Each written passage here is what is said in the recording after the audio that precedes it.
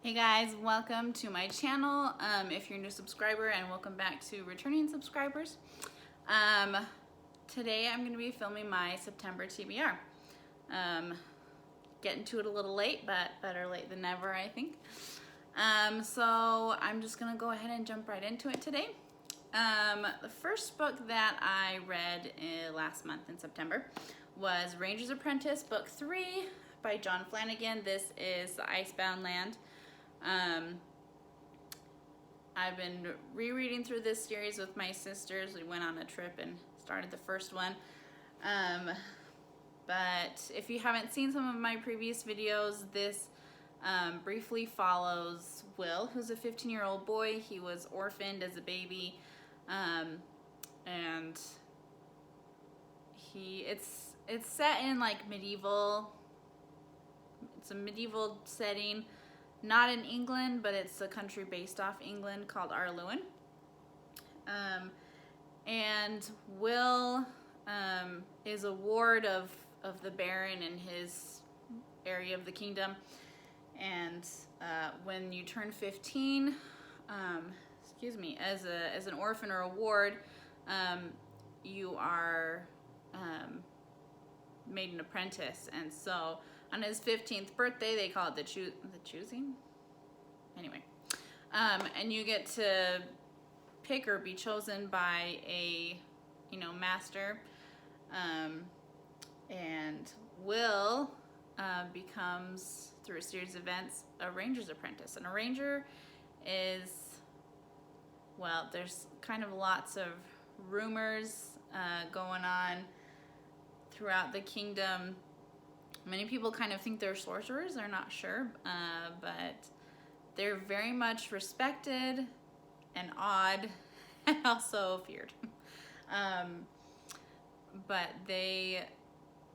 I think the rumors kind of start from because they are highly skilled in moving without being seen.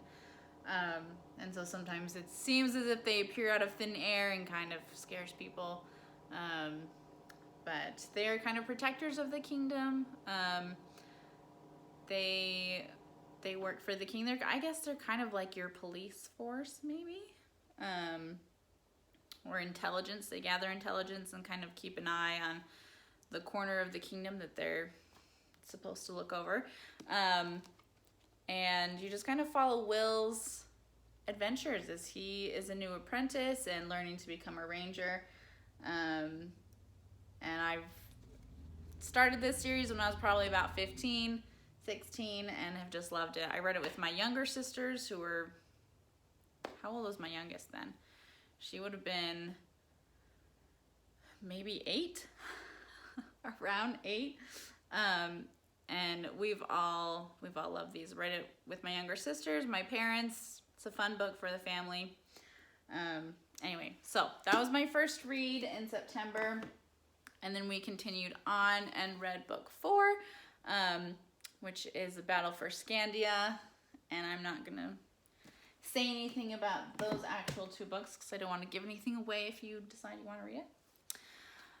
The third book that I read was Love and a Little White Lie, which I had heard several good things about from Oshina, book lover Amanda, Bailey over at Bailey's Bookshelf, and several other people. So I picked this up and decided to give it a try, and I really enjoyed it. I gave it 4 stars. There were some aspects of the love triangle that I wasn't a big fan of, but I did enjoy who she ended up with. I really loved their romance together. And yeah, it was very uplifting. I felt like kind of see this girl who's struggling and really hit rock bottom. In the back it says there's a lot of irony in hitting rock bottom. But I love it. She is invited by her aunt to come stay with her. She's got kind of a strained relationship with her mom and hasn't seen her aunt for a while. So she goes and stays with her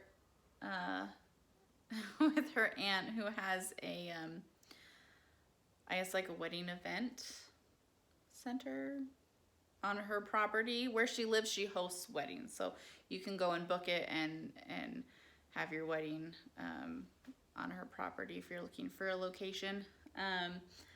But she ends up staying in, I think it's like the bridal suite that her aunt has, you know, not little ways off from the house on another part of the property. And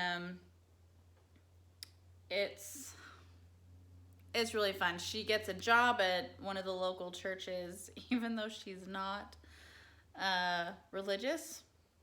But I enjoyed seeing how she kind of grew and made friends and connections with these people here in this small town. You know, she's like, oh my gosh, it's so tiny. How can anything here be, you know, like, she didn't want to stay, but small towns have a way of pulling you in sometimes. Anyway, so this was a fun read. As I said, I gave it 4 stars. And then next I read one of my favorite authors, Karen Witemeyer, in Honor's Defense. So this is book 3, the final book in her Hanger's Horseman series. Loved this. Went through this pretty fast. I'd been waiting to read this. This came out while I was still in school, and so I was just waiting until I could get to it. But really loved this. You follow Luke Davenport, who is one of Hanger's Horsemen. The first book, you follow Matt Hanger, and he has some buddies and some fellow soldiers, and they had a experience, you know, and during the war, and kind of rattled them. They weren't very happy with that and have been trying to kind of make up for that, and they didn't approve of that, but and so they just go about trying to do good and help people who you know, for some reason or other can't get help from, you know, the law, or I don't know. So they just kind of go about, you've got this group of 4 men, and they go about, you know, helping people and delivering justice, I guess. I don't know. But they're all very attractive cowboys. I don't know if they're cowboys, but it's that era. I want to say it's like 1870s, 1890, 1895 in Texas. But anyway, love this series so much. Would highly recommend this or any other book by this author. If you're looking for a good swoony hero to follow, with fun romance, some adventure in here. Anyway, okay, moving on. I also read by John Flanagan, Brother Band, book 7. So this is called The Caldera. I won't say anything because it's book 7, but Brother Band is a companion series to The Ranger's Apprentice. And it taken me a long time to get to these, and these came out later after the Ranger's Apprentice series, but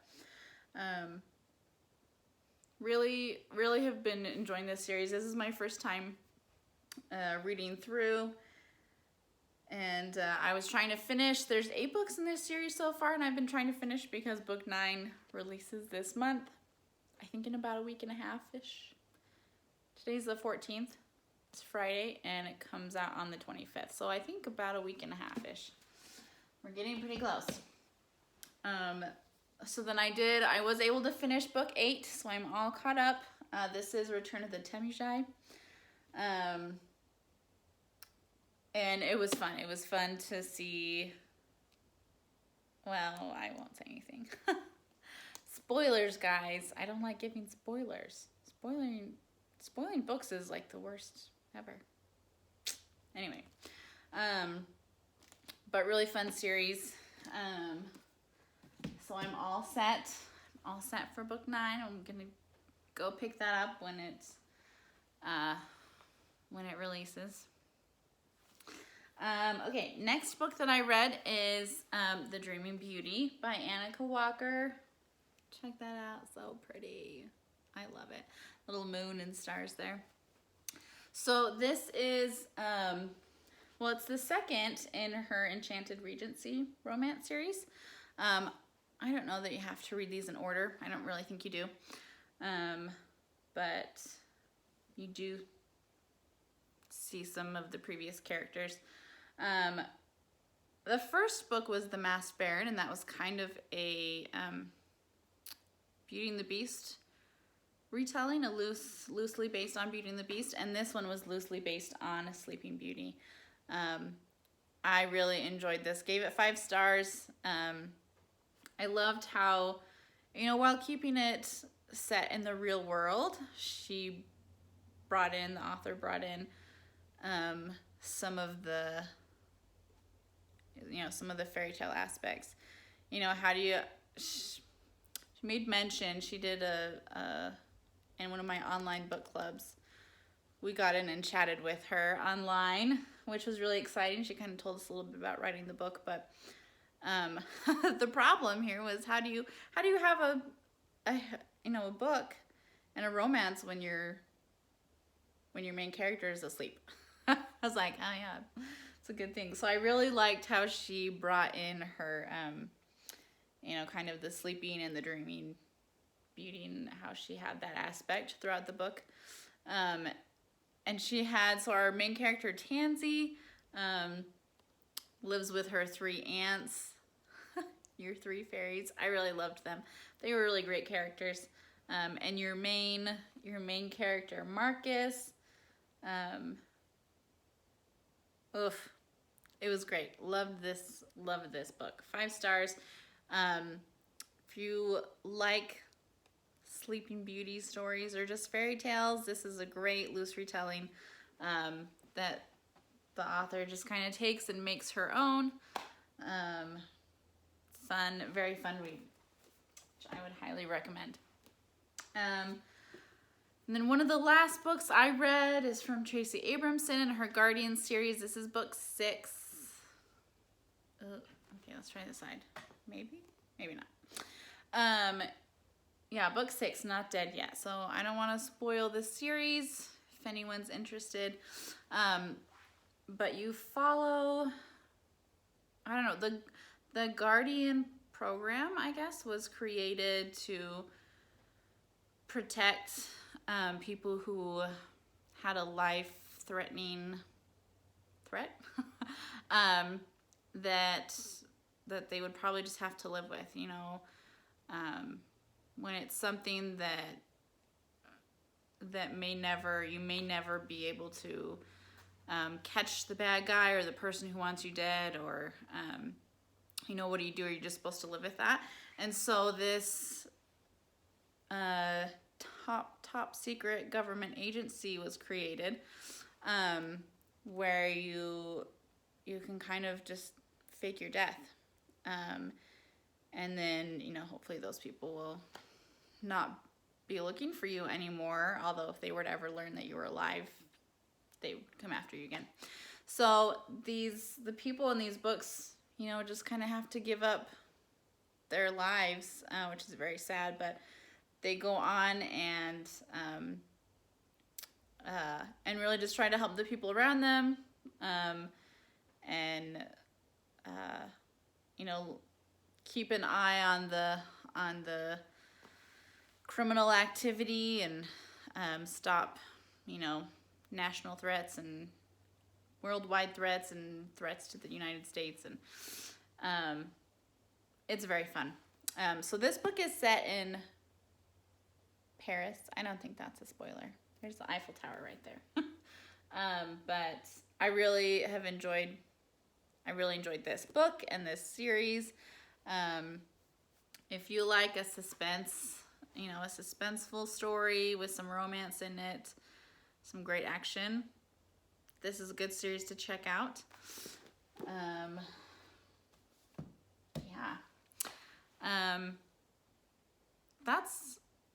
I have one more that I read in September. I don't have a physical copy though, because it's a new release and it's not out yet. But The publisher, we got my boss at work got an early copy, and was very fun and shared it with me. So this is The Call of the Sea. Oh, there you go. By Sean Bessie. Oh, guys, I loved this book. 5-star read for me, definitely. So The Call of the Sea follows, oh no, Rhiannon is her name. I think it's set in like, oh gosh, I don't have it with me anymore. It's definitely a medieval book. It's a Viking story. So I think in like the 1100s is when it's set. And Rhiannon lives just in a little town off the coast. And she is about to be betrothed, or, there's the possibility of that. This man is supposed to be coming to her town that evening, but then some Vikings land and raid their town, and so your romantic interest is Leif, or Leif, I think it's Leif, who is a Viking, and he's in that party of raiders, and I really just enjoyed seeing how their relationship worked, and how there's a really, really great faith element in there. Was really just very heartwarming, and to see the struggles that people have and how they have to deal with that, and better themselves, and it was fabulous. But then there was also some intrigue going on with like the royal family.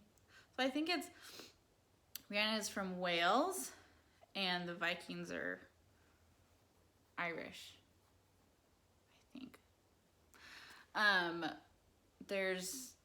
pretty sure it's on the coast of Ireland and Wales, in between there. But fabulous. Such a good read. It comes out in November, I think on November 12th. I will definitely be picking up my own physical copy.